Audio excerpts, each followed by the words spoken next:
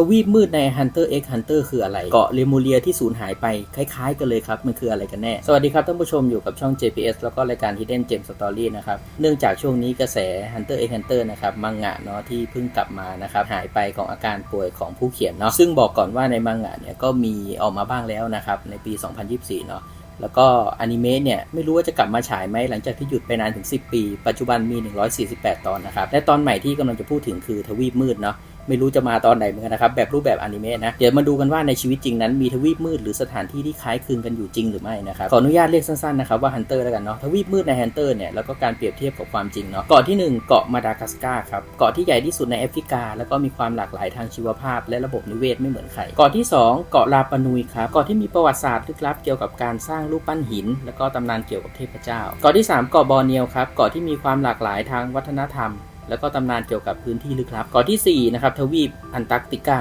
ทวีปที่มีความลึกลับมีเรื่องราวเกี่ยวกับสิ่งมีชีวิตที่ยังไม่ถูกค้นพบ5ครับทุกท่านรู้จักดีอยู่แล้วอเมซอนครับป่าไม้หนาทึบที่มีความหลากหลายทางชีวภาพและตำนานเกี่ยวกับพูดผีและสิ่งมีชีวิตเหนือธรรมชาติก็มีครับข้อที่6เกาะแอตแลนติสครับเป็นตำนานที่พูดถึงเมืองที่สูญหายซึ่งมีความเจริญรุ่งเรืองแล้วก็เทคโนโลยีชั้นสูงสันนิษฐานว่าอยู่ใต้มหาสมุทรแอตแลนติกแล้วก็มีเรื่องราวมากมายเกี่ยวกับการค้นหาและก็ตำนานเกี่ยวกับเมืองที่มีอารยธรรมที่ล้ำหน้ากว่าชาวกรีกโบราณครับ7เกาะแคลิปโซครับเป็นเกาะที่ถูกกล่าวถึงในวรรณกรรมกรีกนะครับเป็นสถานที่นางฟ้าแคลิปโซอาศัยอยู่แล้วก็มีเสน่ห์มากโดยทำให้ผู้เดินทางที่ติดอยู่ที่นั่นต้องอยู่กับเธอเป็นเวลานานครับ8เกาะเชดครับหรือเกาะเชมอะไรสักอย่างเนาะเป็นเกาะในตำนานอันมีชื่อเสียงในวรรณกรรมของชาวยิวซึ่งถูกพูดถึงในฐานะสถานที่ที่มีความเชื่อมโยงเกี่ยวกับอารยธรรมที่ถูกบันทึกไว้ในศาสนาคริสต์และยิวครับ9เกาะอิเลียดครับเป็นเกาะที่มีความเชื่อมโยงเกี่ยวกับตำนานเทพเจ้าแล้วก็เหตุการณ์สงครามทรอยครับเกาะนี้ถูกเล่าขานในนิทานของฮอมเมอร์ครับโดยสถานที่ที่มีการต่อสู้และการผจญภัยมากมาย10เกาะเอลโดราโดครับเป็นตำนานเกี่ยวกับเมืองทองคำที่ถูกค้นหาตลอดหลายศตวรรษโดยเชื่อกันว่าอยู่ที่ไหนสักแห่งในอเมริกาใต้มีตำนานว่ามีความมั่งคั่งและก็สมบัติมากมายที่รอการค้นพบอยู่11ครับเกาะลิมูหรือลิมูเรียเป็นเกาะในตำนานที่ถูกกล่าวถึงว่าเป็นที่ตั้งอารยธรรมที่สูญหายในมหาสมุทรอินเดียครับตามความเชื่อของที่ดินที่หายไปอันมีความเชื่อมโยงเกี่ยวกับการบูชาเทพเจ้าหรือการค้นพบ12ครับเกาะนิมในตำนานกรีกเป็นสถานที่ที่เต็มไปด้วยความสวยงามและก็ธรรมชาติซึ่งนางฟ้าอาศัยอยู่เชื่อกันว่าเป็นที่พักผ่อนหย่อนใจของเทพเจ้าครับ13เกาะอันโดรเมดาครับเป็นชื่อที่มาจากตำนานกรีกเกี่ยวกับผู้หญิงที่ถูกผูกไว้เพื่อบูชายันให้เทพเจ้าแต่ในทางกลับกันครับกลายเป็นผู้ช่วยเหลือที่เป็นที่รู้จักกันในฐานะสัญลักษณ์ของความหวัง14เกาะซานตาคลาราครับเกาะที่มีการกล่าวถึงในวรรณกรรมของชาวลาตินอเมริกาโดยมีเรื่องราวเกี่ยวกับความเชื่อเทพเจ้าท้องถิ่นแล้วก็ธรรมชาติที่มหัศจรรย์15เกาะมูเป็นตำนานเกี่ยวกับทวีปที่สูญหายและมีชื่อเสียงในหมู่ผู้ศึกษาประวัติศาสตร์โบราณครับโดยมีความเชื่อว่าทวีปนี้เป็นที่อยู่ของอารยธรรมที่มีความเจริญสูง16เกาะซาตูนครับตามตำนานโรมันเป็นดาวเคราะห์ที่เกี่ยวข้องกับการเก็บเกี่ยวแล้วก็การเกษตรเนาะแต่ก็มีความเชื่อมโยงเกี่ยวกับโลกแห่งเทพเจ้าที่อาจเกิดขึ้นด้วย17เกาะปิกซาเป็นเกาะที่พูดถึงในเรื่องการชนพื้นเมืองในอเมริกาใต้ครับโดยมีความเชื่อว่าที่ตั้งของวิญญาณแล้วก็เป็นการเดินทางไปอวกาศด้วย18เกาะวูดูครับเป็นตำนานที่เกี่ยวข้องกับพลังเหนือธรรมชาติโดยเฉพาะในวรรณกรรมของชาวเฮติมีความเชื่อว่ามีการบูชาเทพเจ้าที่สามารถมีอิทธิพลต่อชีวิตมนุษย์19ครับเกาะแอตแลนติสเป็นชื่อที่แตกต่างของแอตแลนติสซึ่งเชื่อกันว่ามีอารยธรรมที่มีความเจริญรุ่งเรืองก่อนที่จะจมอยู่ใต้มหาสมุทรครับ20เกาะเทพีเสรีภาพครับแม้จะเป็นสถานที่จริงแต่ในตำนานของชาวอเมริกันถือว่าเป็นสัญลักษณ์ของอิสรภาพและก็ความหวังในบรรดา20ตำนานที่ได้พูดถึงก่อนหน้านี้เกาะลิมูเรียเนี่ยอาจเป็นทวีปมืดตัวอย่างใกล้เคียงที่สุดกับทวีปมืดใน Hunter x Hunter นะครับในเรื่องราวความน่ากลัวแล้วก็ความลึกลับเกาะลิมูเรียเนี่ยเกาะนี้ถูกกล่าวถึงเป็นที่ตั้งของอารยธรรมที่สูญหายซึ่งเต็มไปด้วยความลึกลับและก็ความน่ากลัวรวมถึงแนวคิดของการบูชาเทพเจ้าหรือการทำพิธีกรรมลึกลับที่มีความสัมพันธ์กับโลกวิญญาณตามตำนานเล่าขานว่าเกาะนี้จมหายไปในมหาสมุทรการค้นหาจึงกลายเป็นการผจญภัยที่เต็มไปด้วยอันตรายและก็ความไม่แน่นอนครับซึ่งสะท้อนถึงการสำรวจของตัวละครในทวีปมืดที่อาจจะต้องเผชิญกับสิ่งน่ากลัวและก็ไม่คาดคิดความลึกลับและตำนานของลิมูเรียเนี่ยจึงสามารถเชื่อมโยงความน่ากลัวและการสำรวจในทวีปมืดได้อย่างดีเช่นเดียวกับตัวละครใน Hunter x Hunter คำว่าลิมูเรียถูกสร้างขึ้นในช่วงกลางศตวรรษที่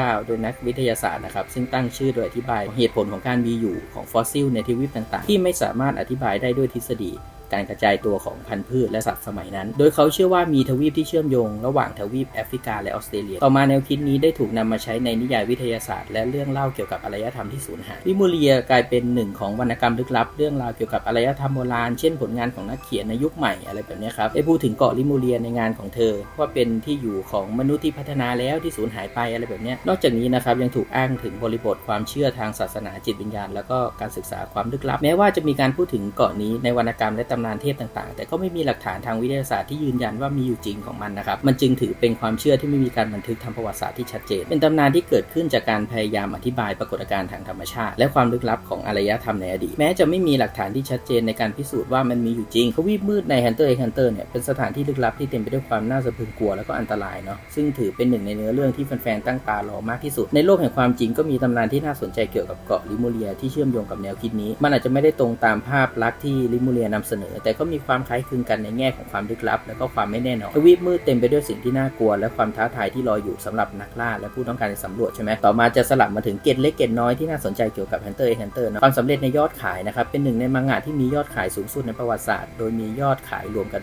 80ล้านเล่มทั่วโลกนับตั้งแต่เริ่มตีพิมพ์ในปี1998ทำให้เป็นหนึ่งในมังงะที่ขายดีที่สุดของนิตยสาร Weekly Shonen Jump ด้วยนะครับผู้เขียน Hunter x Hunter ก็โยชิฮิโร่โตโกชินะครับผู้มีชื่อเสียงจากผลงานก่อนหน้าด้วยซึ่งได้รับความนิยมและได้รับรางวัลมากมายในวงการมังงะนอกจากนี้เขายังเป็นที่รู้จักในฐานะนักเขียนที่มีความสุขุมมีสไตล์แล้วก็การวาดที่มีเอกลักษณ์โตโกชิมักจะหยุดเขียนมังงะอยู่บ่อยครั้งเนื่องจากปัญหาสุขภาพโดยเฉพาะอาการปวดหลังเรื้อรังทำให้การตีพิมพ์ตอนใหม่ๆมีความไม่แน่นอนและทำให้แฟนๆรอคอยอย่างใจจดใจจ่อซึ่งก็เป็นหนึ่งในสาเหตุที่ทำให้ Hunter x Hunter เนี่ยมีช่วงเวลาที่หยุดเขียนไปนานถึง4ปีเลยครับในแบบมังงะเนาะส่วนการดัดแปลงเป็นอนิเมะนะครับมีการดัดแปลงเป็นอนิเมะถึง2ครั้งโดยอนิเมะชุดแรกออกอากาศในปี1999แล้วก็มีดัดแปลงอีกครั้งในปี2011โดยอนิเมะเวอร์ชัน2011ได้รับความนิยมมากโดยเฉพาะในช่วง Chimera Ant นะครับการอ้างอิงแล้วก็อิทธิพลของ Hunter x Hunter เนี่ยมีการอ้างอิงถึงวรรณกรรมและวัฒนธรรมในหลายๆด้านเช่นตัวละครสถานที่ในเรื่องมักจะมีหรือลักษณะที่คล้ายคลึงกับเรื่องราวในประวัติศาสตร์และตำนานต่างๆซึ่งแสดงถึงความคิดสร้างสรรค์ของผู้เขียนในการผสมผสานโลกแฟนตาซีกับความจริงอย่างตระกูลโซดิกแฟมิลี่นะครับเป็นหนึ่งในตระกูลที่มีชื่อเสียงที่สุดใน Hunter x Hunter ใช่ไหมโดยเฉพาะในเรื่องการเป็นนักฆ่าแล้วก็การทำธุรกิจแบบ